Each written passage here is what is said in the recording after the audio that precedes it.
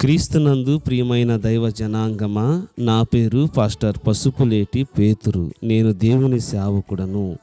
దేవుడు ఎంత ప్రేమ గలవాడో అని చెప్పడానికి ఈ అధ్యాయం జకర్యా గ్రంథం 2:1-8 వచనాలు మనం చదువుకుంటుంటే ఆయన ప్రేమ, ఆయన గొప్పతనం మనకు అర్థమవుతాయి. పోయిన నష్టాన్ని మరలా సరిచేసి చక్కదిద్దువాడు మన దేవుడు.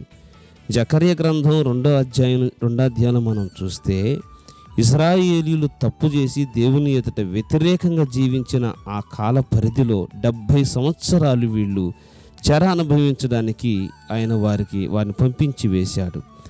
వాళ్ళు వెళ్ళిపోయిన తర్వాత యెరూషలేములో వాళ్ళు విడిచి వెళ్ళిన ఆ గృహాల గురించి, ఆ యొక్క స్థలాల గురించి, దేవుని మందిరం గురించి వీళ్ళు బాధపడుతున్న వేళల్లో నిజంగా ఒకరోజు ఓడవపోతేనే ఇల్లులాగా ఉండదే, స్థలంలాగా ఉండదే అని బాధపడుతున్న వేళల్లో మన ఇళ్లల్లో ఎన్ని గబ్బిలాలు తిరుగుతున్నాయో, ఎన్ని పక్షుల నివాసం ఉంటున్నాయో, ఎంత చీకటి అక్కడ అలుముకొని ఉందో అనుకుంటున్న వేళల్లో దేవుడట తన యొక్క దూతను పంపించాడంట.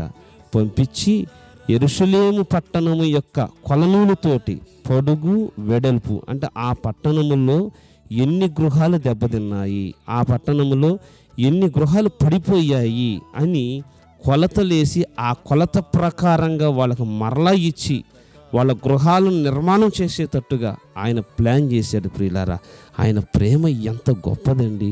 వరదలకు ఈ మధ్య మన ప్రాంతాల్లో వరదలు వచ్చి అనేకమైన గృహాలు మునిగిపోయినప్పుడు రాష్ట్ర ప్రభుత్వాన్ని లెక్కలు చూసి పంపించమని హైకమాండ్ అడిగినప్పుడు ఎలాగైతే హైకమాండ్ స్పందించి నిధులు పంపించిందో, అలాగే దేవుని యొక్క దూతలు యెరూషలేము పట్టణము యొక్క కొలనూలుతో, కట్టడానికి కొలనూలు వాడతారు కానీ పడగొట్టడానికి వాడరు కదండి, ఆ కొలనూలుతో ఎంతైనదనేది ఎంక్వైరీ తీసుకొని రా అని దేవుడు పంపించాడు. ఎంత గొప్ప ఆశ్చర్యం అండి. వాళ్ళు అక్కడ బాధల్లో, వేదనల్లో, వాళ్ళు ఆ ఆలోచనలో ఉన్నారని దేవుడు చూసి వాళ్ళ నష్టాన్ని సరిచేయటానికి దేవుని దూతను పంపించాడు. ప్రియ శ్రోత, నీకున్న శ్రమల్లో, బాధల్లో నువ్వు దుఃఖపడవద్దు. ప్రభు నీకు కూడా సహాయం చేస్తాడు.